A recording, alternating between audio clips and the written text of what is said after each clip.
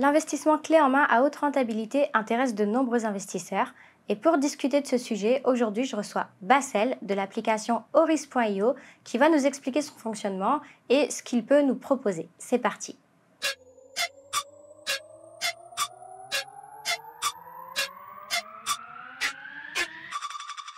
Salut Bassel, aujourd'hui tu vas nous présenter Bonjour. Horis. Ouais, enchanté, Tatiana. Enchantée. Alors, je t'écoute. Tu vas nous parler du clé en main avec Horis, c'est ça? Oui, alors en fait, ce qu'on propose depuis quelques temps chez Horizio, alors pour ceux qui nous connaissent, en fait, on est un service qui amène du logiciel, enfin des logiciels et des outils pour les particuliers qui veulent investir. Et depuis quelques mois, on a un service qui va s'adresser à ceux qui veulent se faire aider, qui veulent se faire accompagner, qui n'ont pas le courage ou le temps d'investir, de rechercher un bien pour investir dans l'immobilier. Et donc, on a un service clé en main qu'on a lancé il y a quelques mois et qui a de plus en plus de succès. Et donc, voilà, on le propose à tous nos clients. Et c'est un service qui accompagne de la recherche à l'achat, aux travaux, à la décoration, à la négociation, jusqu'à la signature chez le notaire et même après, dans certains cas, jusqu'à la mise en location avec le premier locataire. Donc, ça dépend des partenaires. Et ce, D'accord. dans beaucoup, beaucoup de zones aujourd'hui en France. Ah oui, d'ailleurs, à ce propos, aujourd'hui en France, vous arrivez à couvrir un peu tout le territoire ou quelles sont les grandes villes? Alors j'imagine qu'il y a des grandes villes plus facilement ou est-ce qu'il y a des restrictions? Est-ce qu'on va partout? Alors on va partout où il y a une demande et on a des partenaires chasseurs qui sont capables d'avoir un réseau local et trouver des biens rentables aussi, parce que attention, le but c'est quand même de trouver des biens rentables. Ok. Donc forcément, il n'y a pas des biens rentables partout. Il y a des topologies de villes et de zones qui permettent de trouver des biens rentables et intéressants, et avec de la demande locative. Et donc, alors les zones sont très variées. On en a autour de Lyon, Bordeaux, on en a beaucoup, Paris, Île-de-France, Hauts-de-France, beaucoup dans le demande dans l'ouest aussi, nord-ouest de la France. On en a dans le sud, Montpellier, Nice, voilà, on en a vraiment un peu partout. Je peux même pas donner je sais que le plus gros c'est Île-de-France, Hauts-de-France, mais après on en a vraiment partout. Dans l'est aussi, on a de la demande. Euh, il faut savoir qu'en fait, une ville moyenne où on trouve des biens rentables, il y en a partout en France. Donc en fait, et pas trop loin d'une grande ville. Donc en Ouais. fait, c'est ces typologies-là où il est intéressant d'investir et on trouve un bon rapport entre prix et loyer. Voilà. Ok, oui, c'est vrai que les Hauts-de-France, je connais bien parce que je viens de là-bas et j'ai commencé à investir là-bas. Donc, c'est vrai qu'on a des bonnes rentabilités dans des villes moyennes Ouais. là-haut. Et en Mm. effet, ce que je dis à mes investisseurs, c'est qu'aller dans les grosses métropoles, si on veut du rentable, c'est pas forcément judicieux, qu'il va falloir s'éloigner un petit peu de la grosse métropole pour trouver des villes moyennes qui sont un peu moins chères. Et du coup, Ouais, comment donc et qui vont prendre en prix plus tard, et qui vont prendre qui ont un en potentiel d'augmenter en valeur. Mm. ouais, pour générer une plus-value. Et du coup, comment ça se Mm. passe? Donc là, si un client est intéressé, recherche un clé en main avec Oriz, comment ça se passe? Quelle est la démarche qu'il doit réaliser? Alors c'est hyper simple, il va sur horis.io qui est notre site.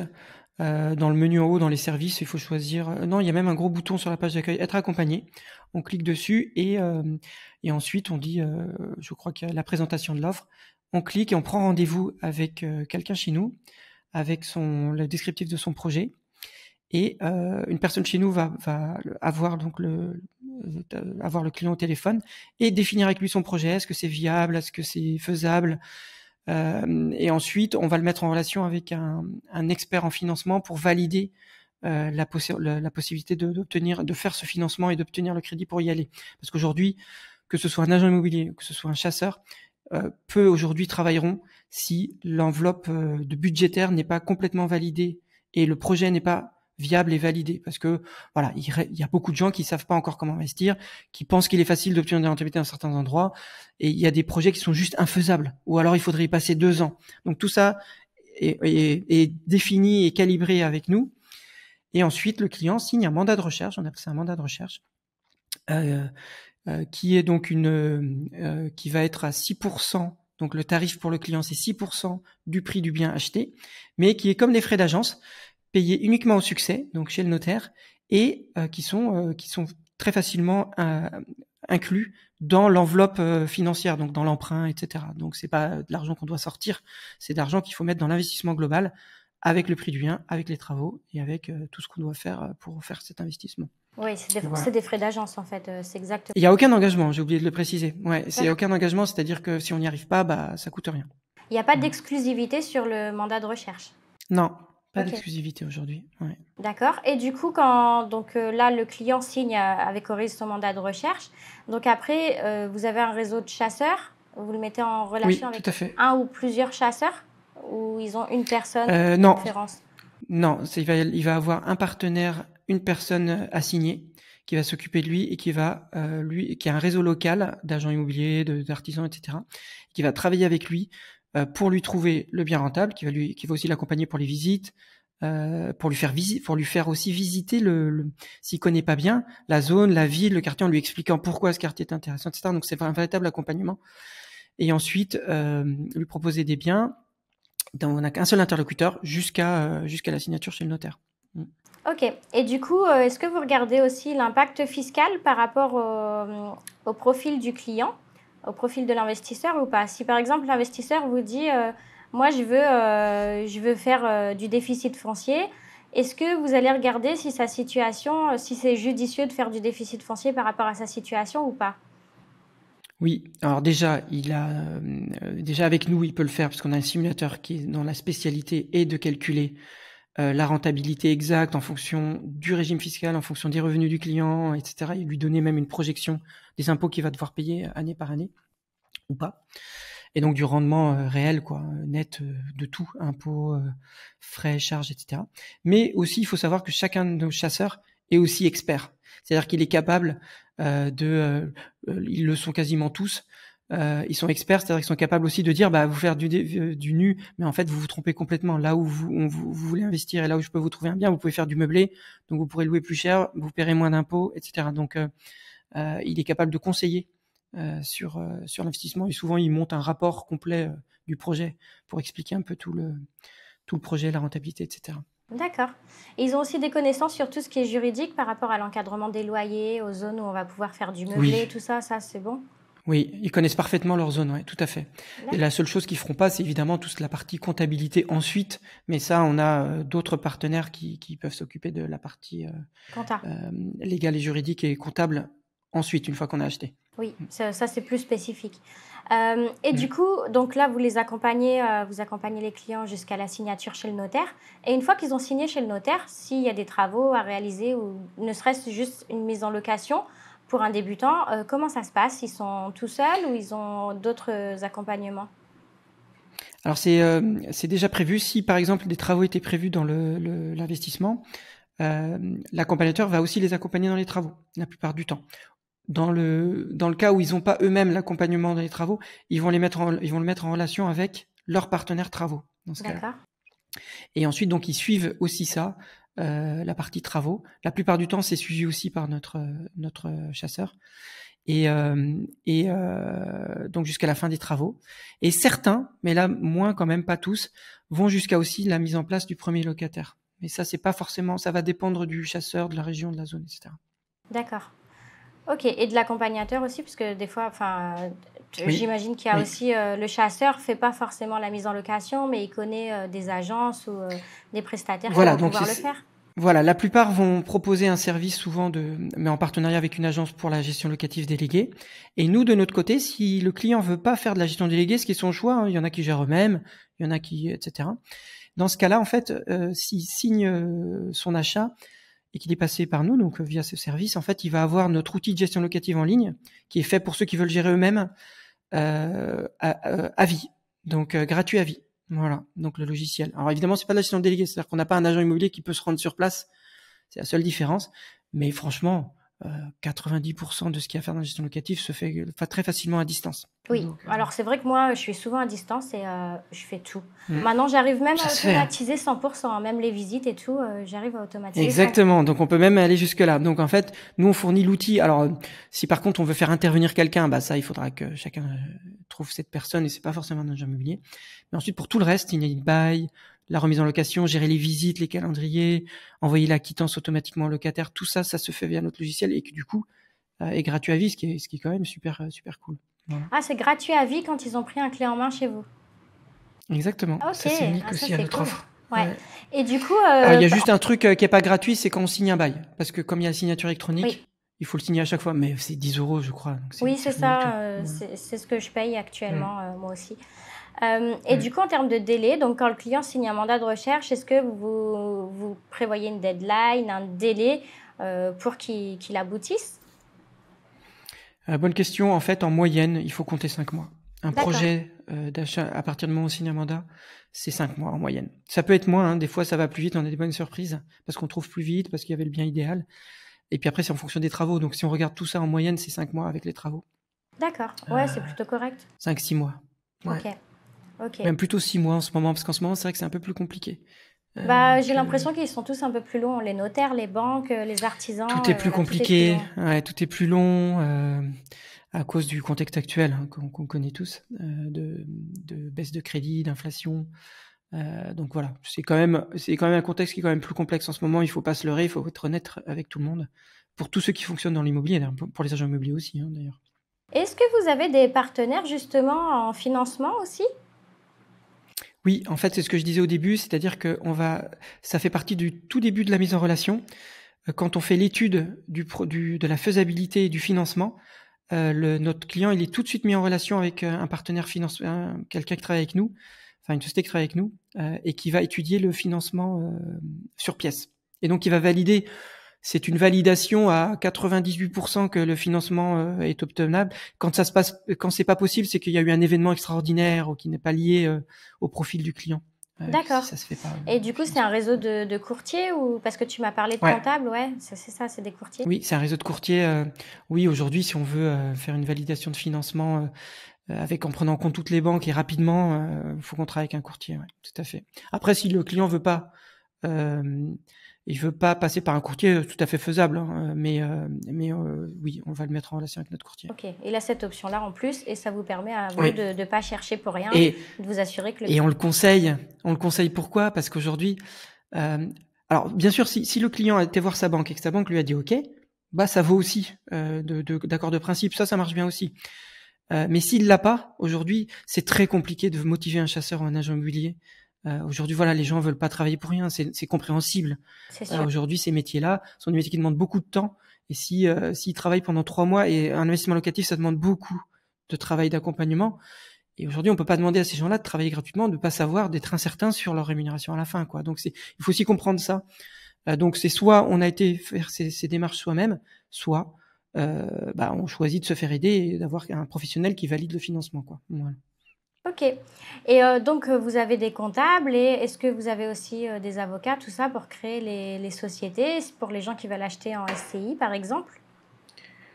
Alors en fait, notre partenaire comptable, on a des offres très très intéressantes, hein, puisque aujourd'hui, pour un LMNP, alors je vais dire ça de tête, hein, mais un LMNP, c'est 280 € par an pour le premier, avec un véritable comptable, hein, donc une véritable suivi, liasse fiscale et un véritable conseil comptable, parce qu'on peut le contacter quand on veut.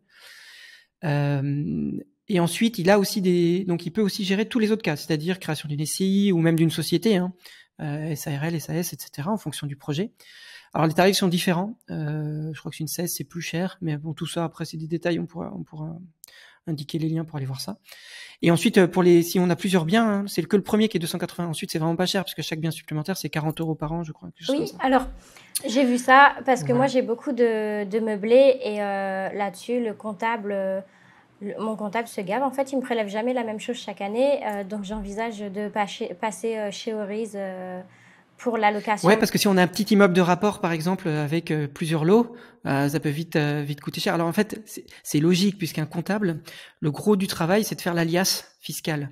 Mais l'alias fiscale, elle est faite une fois pour tous les biens immobiliers. Donc en fait, c'est normal ça serait malhonnête de prendre.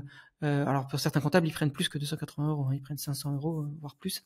Et donc ça serait malhonnête de se dire on va prendre 500 € pour chaque bien. Ça serait pas. C'est ce que fait le mien. J'ai un immeuble de rapport. Ouais, c'est pas logique. Et l'année dernière, j'ai payé 4500 €.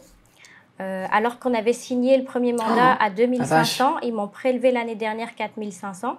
Donc j'ai voulu résilier, mais quand on veut résilier, bah, le comptable, il vous dit, ah ouais, mais c'est 6 mois avant la fin du dernier Ouais, exercice. Donc, bon, bah, oui. cette année, je suis encore avec eux. Mais fin Hmm. 2023, je résilie. Et parce qu'en plus, je leur ai expliqué pourquoi ma SCI à l'IS avec 10 lots, je paye moins de 100 euros par mois.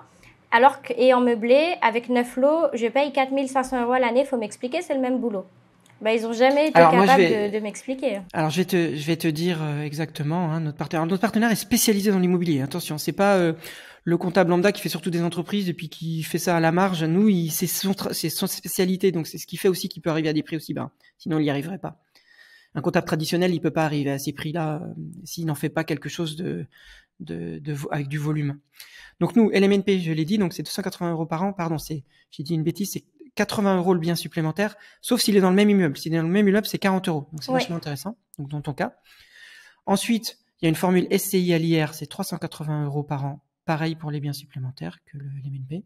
Et la formule SCI à l'IS, SARL, les sociétés en fait à l'IS, c'est 480 euros par an. C'est pas ultra cher non plus. Et pareil, 80 euros le bien supplémentaire ou 40 euros s'il est dans le même immeuble. Voilà. Donc, Et est-ce que pour vous toi, faites ça ferait une aussi, économie assez impressionnante. bah, si on met bout à bout, j'ai 3 SCI plus la Ah oui, location là, c'est meublée, donc impressionnant. Ouais. là, c'est impressionnant. Et si on met, par exemple, moi j'ai une holding aussi, est-ce que vous faites aussi la holding? Je pense que oui. Je n'ai pas le détail là, mais il faudra en parler avec une fois que tu es mis en relation avec le comptable, il va te dire ça. Mais oui, je pense pas. En fait, dès qu'un comptable, il sait faire aussi bien une SCI, une SAS ou une holding. Ouais, après, à voir parce que ma holding, elle a un objet commercial parce qu'il y a un objet de marchand de biens. Donc là, on n'est plus dans À que dans voir. l'immobilier. Donc c'est à voir si. Oui, mais à voir parce qu'il fait aussi les sociétés. Donc, Ouais, il sait faire les sociétés. Donc, une holding, ça reste. En fait, la liasse fiscale. Ce qu'il faut comprendre, c'est que la liasse fiscale de LMNP, ça reste une liasse fiscale comme une société, mais elle est beaucoup plus simple à faire parce qu'il y a beaucoup moins d'éléments qu'une société ou une holding au marchand de biens. Alors, marchand de biens, à voir, mais et en fait, c'est évidemment plus complexe quand c'est une société parce qu'il y a plus d'éléments à prendre en compte, plus d'éléments à remplir dans la liasse fiscale, plus d'éléments à calculer, plus de comment dire, de lignes en fait comptables. Donc c'est pour ça que c'est plus cher. Mais que ce soit une holding ou une SAS, à mon avis, même marchand de biens. Bon après, on revérifiera hein, si ça t'intéresse. De toute façon, on te remettra en relation et tu verras. Mais je pense pas que ce soit un problème. ok, bah super. Et du coup, est-ce que vous avez des outils en ligne pour tout ce qui est chasseur, comptable et le simulateur de rentage, je crois qu'il est accessible gratuitement, c'est ça? Oui, alors pour tout ce qui est outils en ligne, donc là, plus ceux qui veulent un peu faire par eux-mêmes, on a beaucoup d'outils.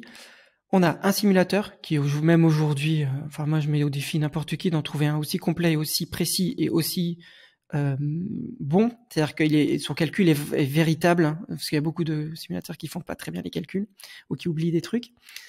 Nous, il est ultra précis. Donc ça, c'est disponible. Je pense que les gens le connaissent déjà parce qu'il existe depuis très longtemps. On s'appelait rendement locatif avant, il est assez connu. Oui. Et ensuite, tu as toute une partie recherche de biens. Et là, tu as une application mobile, Orizio Alert Rendement, qui permet de rechercher toutes les annonces publiées en France quasiment, donc que ce soit sur le Bon Coin, SeLoger ou même des sites plus petits, en temps réel. Et tu peux faire des alertes avec des critères de prix, de rendement, de s'il y a des travaux à faire, s'il est déjà loué, donc des critères très orientés investisseurs. Et en plus, tu es alerté en temps réel. Dès qu'on détecte une annonce, tu reçois une notification sur ton mobile. La même chose existe sur le site web. Tu peux faire tes recherches. Et ça, il faut juste être inscrit pour y avoir accès. C'est tout. D'accord. Juste un email, un mot de passe. Voilà, ça c'est complètement gratuit. Voilà. Ok. Et après, par rapport au comptable, il y a un logiciel ou c'est en lien direct avec le comptable physique?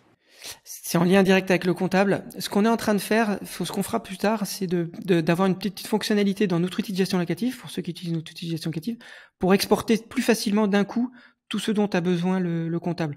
Mais on l'a pas encore développé. C'est un truc qu'on a prévu pour plus tard. Ok. Mais le comptable, oui, ça va être directement avec lui. Alors je sais pas s'il fournit un logiciel, c'est une bonne question. Peut-être qu'il fournit un logiciel. C'est une question qu'il faut que je pose à nos équipes en interne. Je sais pas. Ouais, parce qu'après, de toute façon, tous les comptables travaillent avec un logiciel parce que le mien, mon comptable physique, quand je lui ai dit c'est trop cher, je vais me casser ailleurs, il m'a dit ah, mais j'ai une solution pour vous. Je vous mets à disposition mon logiciel et je réduis ma facture de 60%. Donc cette année, vu que je ne pouvais pas résilier, de toute façon, on a fait comme ça. Et Et ils m'ont mis, alors j'y ai pas encore regardé, j'avoue, je suis en retard. Et ils m'ont mis leur logiciel à disposition où c'est moi qui vais faire, je pense, 90% du boulot. Mais bon, ça réduit quand même la facture pas mal, quoi. oui, mais après, si on peut avoir le meilleur des deux mondes, c'est-à-dire faire très peu de logiciels, pas trop cher, et que le comptable fasse le reste, c'est encore mieux. Parce que bon, le but, c'est pas non plus d'y passer soi-même beaucoup de temps, quoi. Donc, Bah, c'est ça. Et puis le but, on a beaucoup d'investisseurs débutants et c'est bien qu'ils aient bah un ouais. professionnel derrière, quoi. Parce qu'il y a, il y Voilà, a ils des envoient tous les applis. documents et ils ont plus à y penser, quoi. Voilà. On a des outils où ils peuvent faire tout seul, mais c'est compliqué quand même quand on débute, Mm, calculer ses amortissements, tout ça. Enfin voilà, il y a des choses un peu mm, spécifiques. Même s'il y a mm. des tutos, quand on n'a jamais fait, ça peut être très compliqué. Et attention, hein, attention. Il faut juste rappeler un truc. C'est que bon, il y a même des gens qui ne font pas de comptabilité ou qui la font eux-mêmes ou très très mal. Et les gens peuvent faire ça, sauf que la loi impose une véritable tenue comptable pour le NMNP, aussi bien que pour les sociétés. Donc il faut vraiment avoir un cahier comptable. C'est-à-dire que si on se fait contrôler, si on n'a pas ça, on est tout de suite amende directe. Il y a même pas le contrôleur va pas aller chercher plus loin parce qu'il n'y a pas de tenue comptable digne de ce nom. Il va pas aller chercher plus loin. Et ensuite, si jamais il y a un problème, si on passe pas par un comptable, on n'a pas, en cas de responsabilité, c'est le comptable à finir, c'est le comptable qui prend la responsabilité, c'est pas le client, sauf s'il a menti sur les éléments, mais bon, ça c'est idiot. Mais c'est le comptable au niveau des calculs et des amortissements, etc., qui prend la responsabilité. Donc moi, je prendrais toujours d'avoir un comptable, ça c'est sûr, parce qu'il y a des solutions où on fait tout soi-même, mais le risque c'est ça. Et voilà. Ok, super. Bah écoute, merci beaucoup. Je vais mettre tous les liens de ton site sous la vidéo.